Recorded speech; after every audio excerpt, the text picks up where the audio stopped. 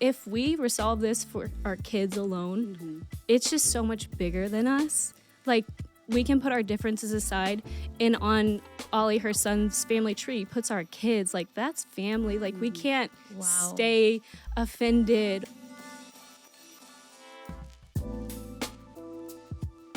Hello and welcome to the Girls Podcast. How are y'all doing? I am joined by Sierra and Morgan, two rock stars, two powerhouse girls, two very best friends. And today we're going to talk about friendships and growing together as God's girls through the highs and the lows of friendship. Yes. And you both have so much wisdom. You both are so pastoral. You both are bosses. You both are moms, wives, leaders, influencers. And people sometimes can look at you and think they're perfect. They've never had a conflict. They've never had to work through anything. And is that true? No. Not at all. I love it. And I think a myth is sometimes people see people flourishing in life, crushing it in life, and they forget that they've had to work through hard times. They think that every day is perfect, that there's never a tough time, never a tough, awkward conversation.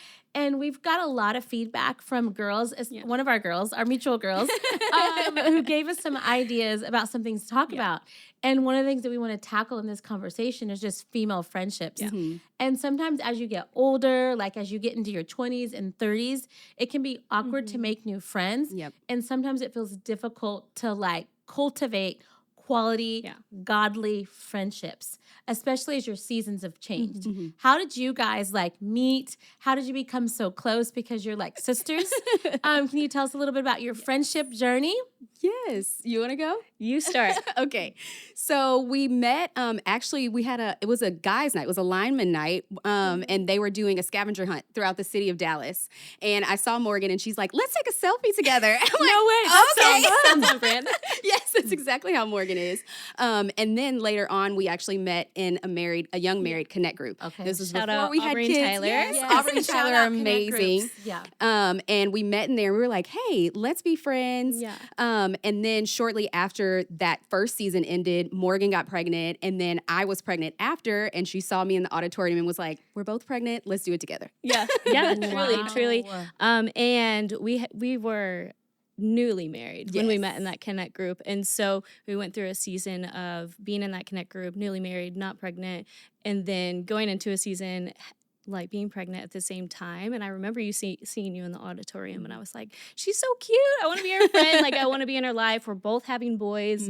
And it really started from that at Garland Road. Yep. Yeah. Right there. Wow. How many years ago was that?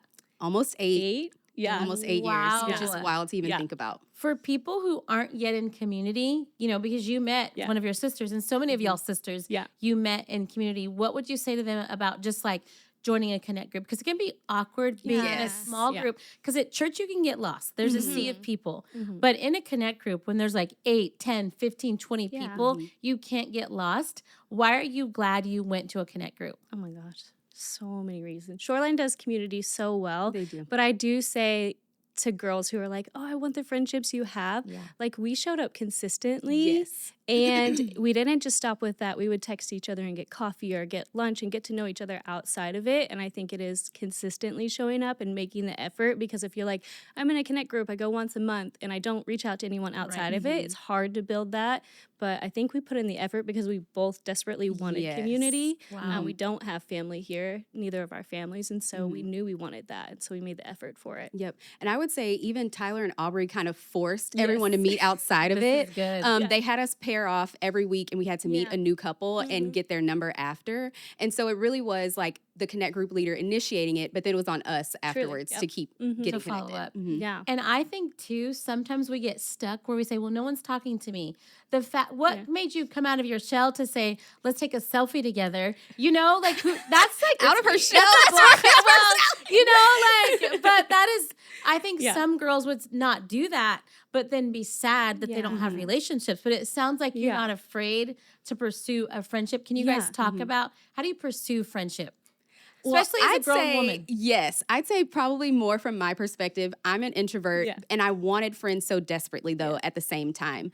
I told him this the other week. I still get nervous sometimes coming to Orchid nights because I'm just like, it's a lot of girls. Like, I don't know what to expect. Yeah. But you truly have to just kind of get out of yourself and get out of your comfort zone and push yourself. Because, I mean, what's the harm in saying, hey, can we go for a coffee? I doubt that anyone's going to say no. And if they do, they're probably just not your person. That part. Yes. So just don't be afraid to be vulnerable in that perspective. Someone said to me this week, actually, she's like, I'm a girl that everyone likes, but no one pursues. And I think just having that heart of like, we like so many girls, but to make that extra effort to be like, hey, I want to be your friend, stepping out of your comfort zone because they may feel liked by a lot of people, but not like they have community. And so thinking that way, hey, maybe she hasn't been asked to coffee. Maybe no one's asked to take a selfie with her, and just thinking that way.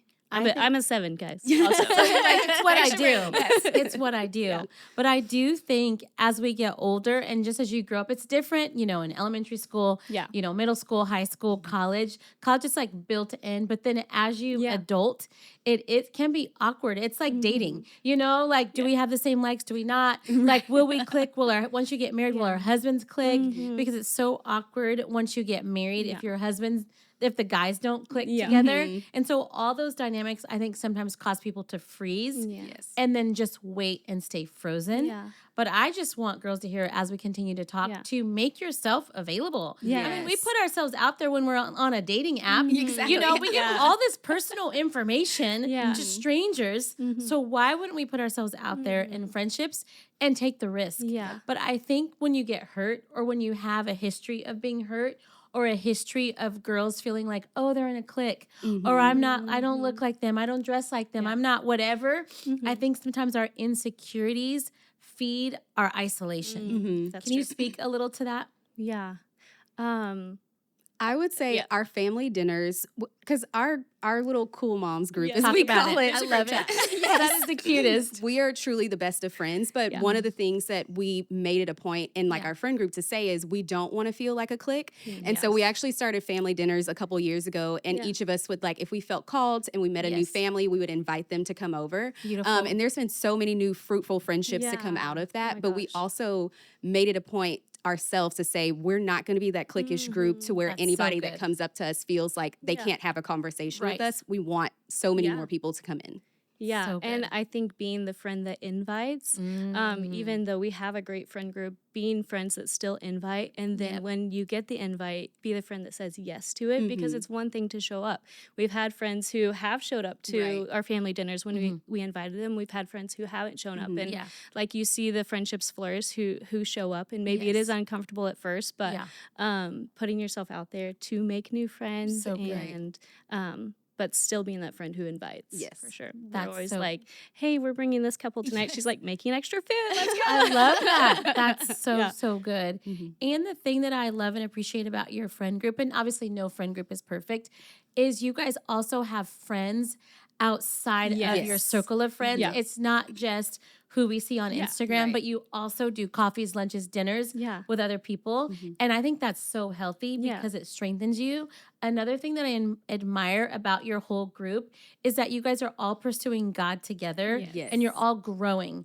I think sometimes when like-minded people come together, it can become stagnant and it just becomes not fresh. You're not about anything. It's just about the group and only the group. And then you forget your church friends. You forget what brought you all together. But I love that you guys are all building the church together.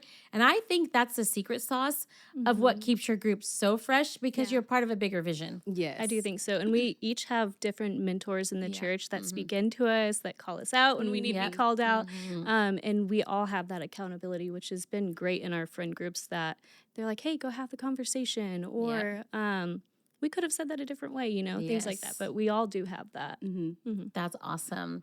Well, we're going to get to a little bit of the juicy stuff. We laid the foundation to get the girls comfortable. Yeah. I said this even before we started rolling or recording, is that sometimes people see friends and they see that you have you got each other's boys over. You literally do life together. But with that said, have you ever had a time where you didn't see on the same page or where you had a conflict or where you had to work through something. I'm sure you have, but people see you and they think they've never had to work through anything. They've never had to have tough conversations. They've never had their feelings hurt. But I think that would be a lie because you're human. But can you speak to how you're still so close? Because most people don't grow up knowing how to have conflict healthy. Yeah. They don't know how to confront in a healthy way. They don't know how to bring their feelings to the table in a healthy way. It's like a lost art. And so how do you guys handle conflict? Can you tell a story where you weren't same page, how you worked through something, how you grew, and how are you still close even after that? Yes. I think Morgan should tell the first time that we had conflicts because I feel like that really kind of set the foundation for our whole friend group as to how we resolve it moving forward. Wow. Yeah.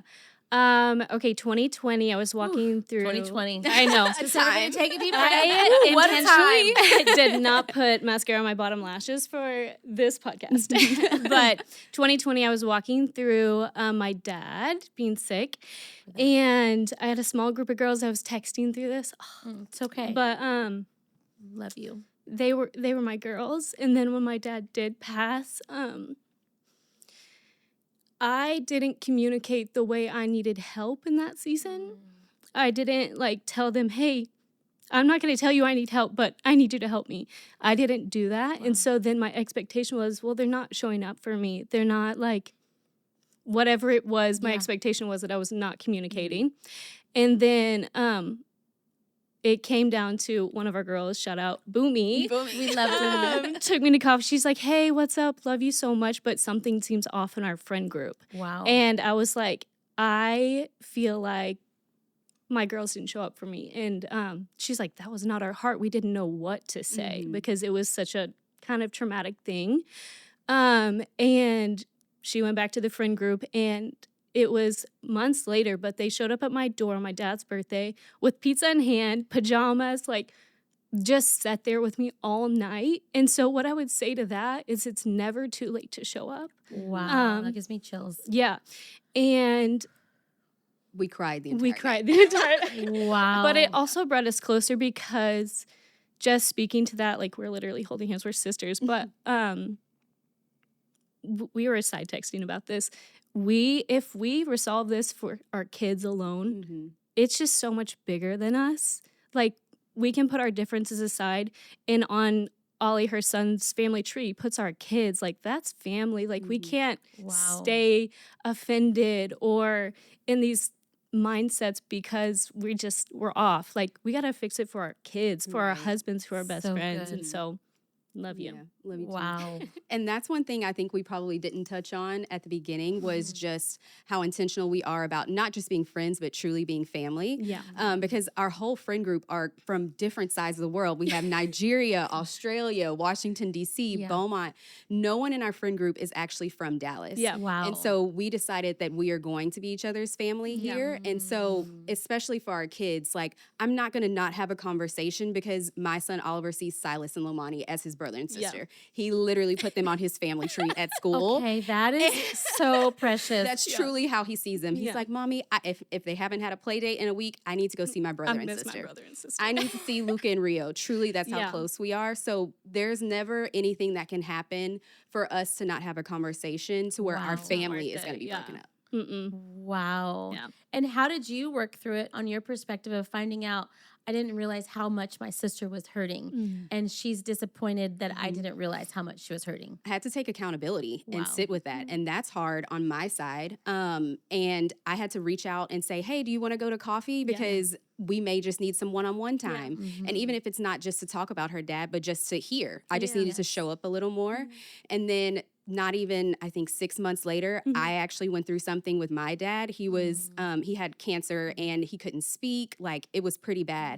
And I can't imagine, knowing how, how alone I felt, even though I was surrounded. Yes. I can't imagine what Morgan felt in that moment because she then turned around and was the friend that I needed in that moment for my dad. Yeah. Wow. That is so powerful. We've done a lot of life together. Yes. And thank goodness that you brought it up. Yeah. Because you could have lost what you have now. My gosh, yeah. And I think about the girls that are watching this or listening to this that are on the brink of losing gold.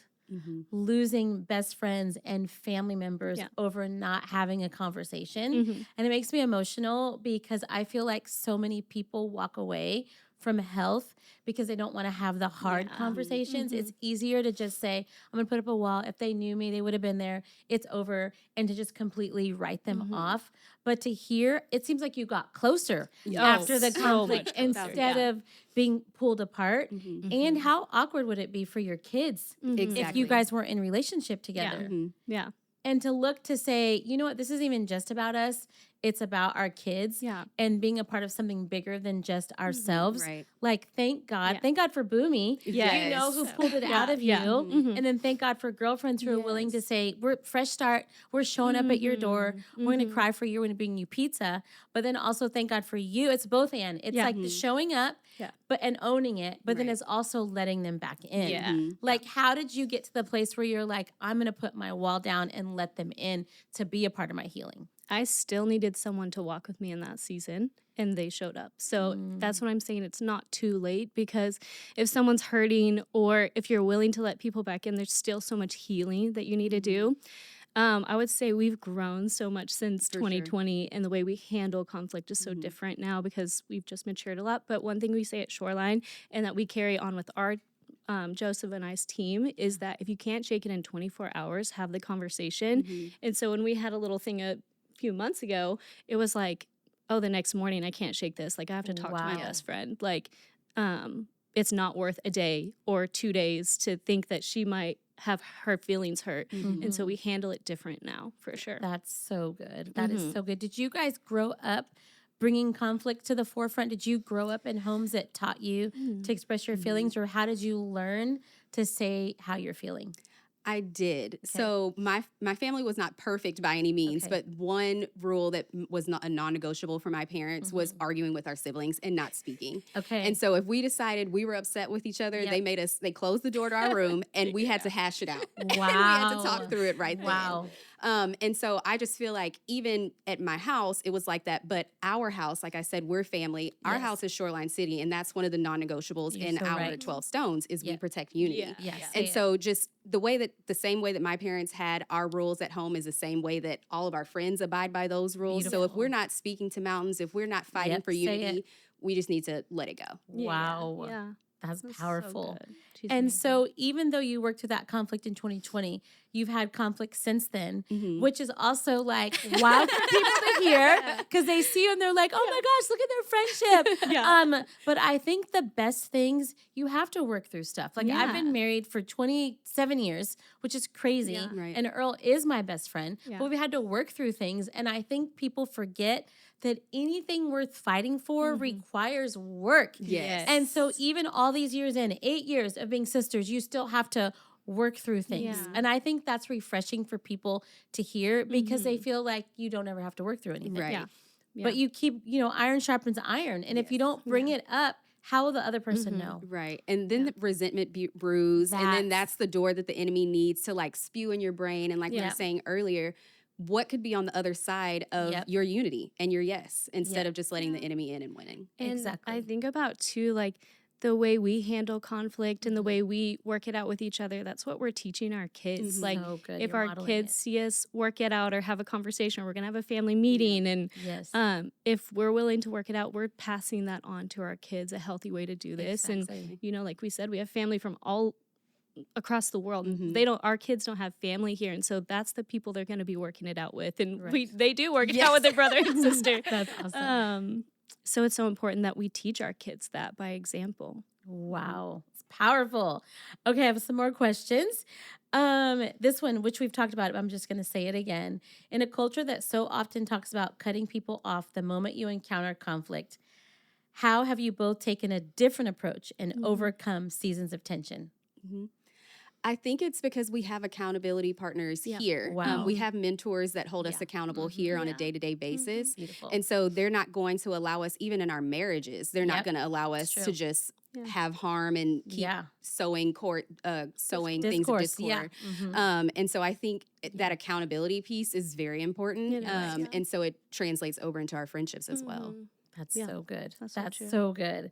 Okay, how do you initiate a hard conversation with a friend? Like, how do you do it? Just Yeah. like model it, role play it for the girls. Because Yeah. here's the deal: we live in a culture where we watch everything. We watch how do you put on makeup, how do you straighten your hair, how do you make this recipe? Yeah. Last night I made a new recipe. I need to send it to y'all, Please but do. it took me an Yes. hour and a half. I don't know who I thought I was.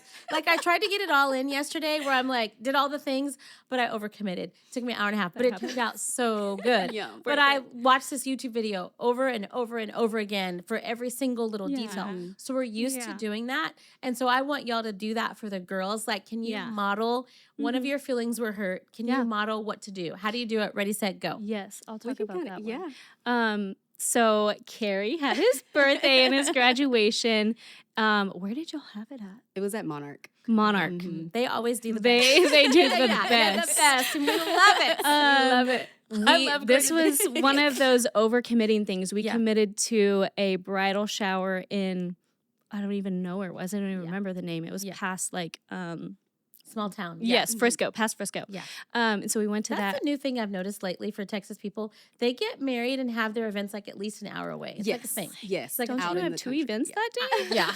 So then we have the kids with us because also we were just on a budget in that Yes. season. So the Yeah. kids were with us in the car. We're like, Joe, we'll go into Carrie's party. Mhm. We get there an hour early. Oh. And kids are in the car. We just didn't have the budget for the babysitter. We're like, one of us can go in there. Yeah. And then we're there an hour early. And we're like, what do we do? And in that moment, I'm texting Boomy, I'm texting Ann, I'm texting Aubrey. I'm like, hey, girlies, can I drop off Olu with you? Joe. And it didn't work out for us. But what I didn't do there Okay. is communicate this with Sierra. Also didn't prioritize how important this was for her. And so that was on me for not Wow. prioritizing this better, this milestone moment in Carrie's Yeah. life, his graduation, huge.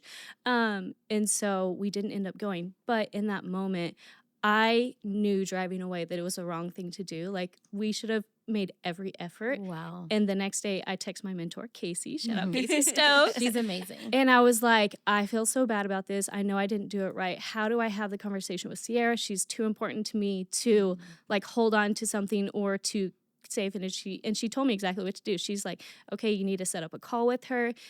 If it's paying for the plate that was reserved for Joe, you need to send money for the plate. Like, she Wow. just talked me through exactly what to do. So I took it to my mentor first because Yes. it fell off. That's good. Mhm. Wow. Not that Sierra even did anything to fill no, off. but She you're this so Holy much Spirit on sure. the inside Yeah. of you. Yeah, and then so Casey gave me that information, and then I text Sierra. I was like, "Can we jump on a call?" Mhm. And then Sierra's the most mature human I've ever met, and she's just like, "I love you too much." She's like, "Sure, it costs money, but like at the end of the day, your friendship's too important to me, and like I want you to show up in the next things." Yes. And I'm like, "Absolutely, I want to show up better for you." But I took it to my mentor. It was like 24 hours later, we were on a call together, fixed it, resolved it, and like we're not going back to it. Oh, you didn't show up for me. Right. Like we don't do that. Wow. But I could have done better in that Right. for sure. And then also it was me understanding, I know Morgan and I know her heart. So why would I want to hold a grudge? She's watched my son at the drop of a dime any other Wow. time. So this Yeah. one time, why would I continue to hold on to that? So it just, and also she forgot to mention she was launching a school during that time. Right. And so just putting everything into perspective, also from my end, So good. like accepting the forgiveness, there was a ton going on in her life. And Yes. she showed up for me so many times before. Wow, you That's guys have Sierra. said so much gold. First of all, the humility. Mm-hmm. I think every relationship needs this humility that you guys are modeling. Also, I love that you have healthy mentors in your church Yeah. that you can go to say, help me figure this out. Yeah. Help me to walk this through. The fact that you called Casey and was like, help me, Casey, Yeah. what should I do? Yeah. Then that you called your best friend and said, hey, I am so sorry.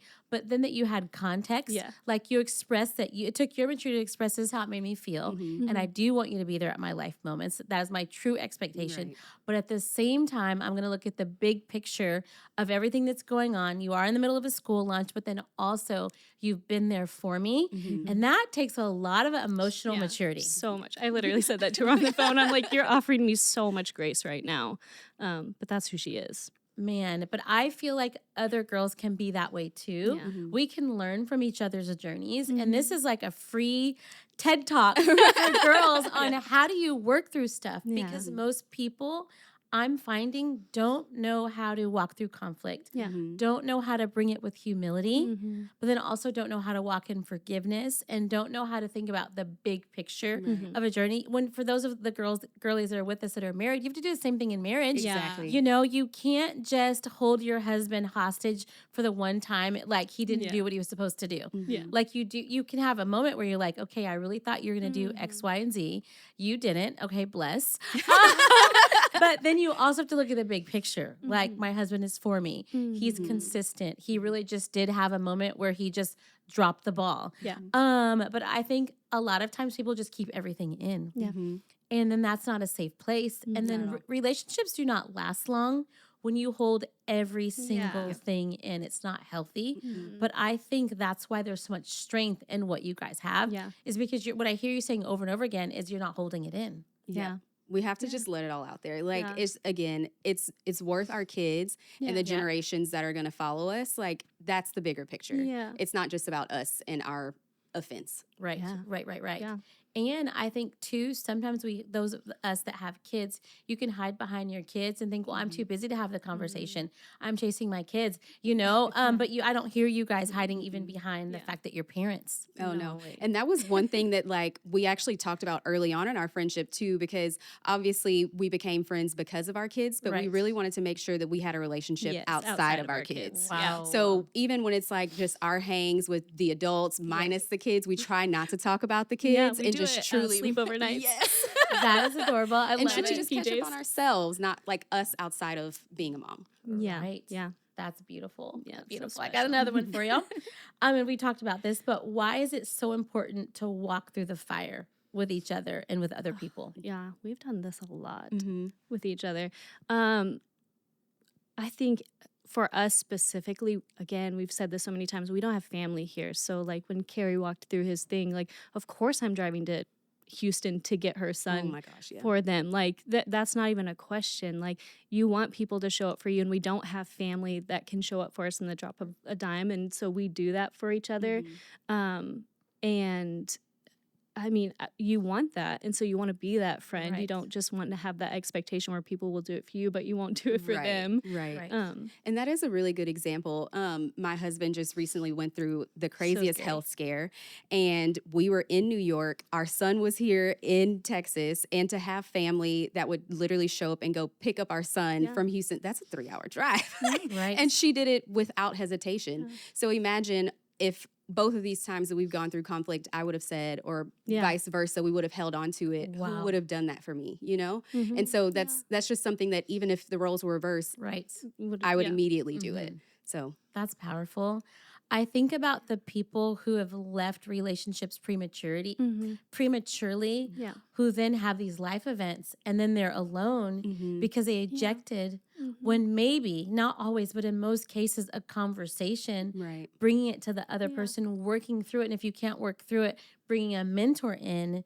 Because thank God you went up to Sierra and said, let's take a picture together. You know, like, thank God you weren't like, nobody loves me, nobody sees me. You know, because when your dad passed away, it was these girls that showed up at your door. You know, thank God that you've like worked things out together, because now your kids are growing up together. They're seeing healthy conflict, which is wild. I think so many times we end up doing crisis moments, hard moments, and then also the highs without the community that God has designed for us to have because we've had conflict. So then we pull ourselves away from community. And I'm so passionate about this because I don't want people to live life alone. And I want them to learn, like the girls to learn, this is how you do friendship. Right. It's not pretty all the time, you know, and it requires humility. It does. It requires grace. That's what I hear you guys saying. I hear you both saying, being so grace-filled with one another. I see you both being so humble. And then thank goodness you said yes to a connect group. Because that connect group is where your whole like friendship tree began. And I think people hear connect groups and they just hear white noise. You know, like sure. But like, thank God, you know, I was on the group text when that crisis happened with your husband, and to see everyone was just like popping off. Put me in. I'll go clean your house. Okay, what food do they need? You know, we were like, it was popping. It was popping. Yeah. But that's because you guys have made the choice. They've shown up to for be other in people. community. Yeah. Right. And then it's that community that you've been there for, but then that community now gets to be there for you. Yeah. Exactly. It's this both and, but it doesn't come without a battle or a struggle. And I think too, I had a friend recently who we were super close Yeah. back in the day, Yeah. and they kind of left away. for a little bit Yeah. and then came back Yeah.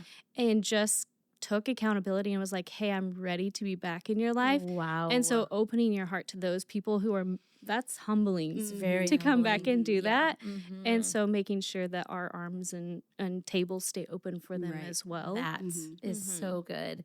What I'm even just feeling and seeing in my spirit is that there's people that are listening, either that live in the city that used to be a part of this community, or people that live in other cities that stopped going to church or stopped making themselves available because they were hurt.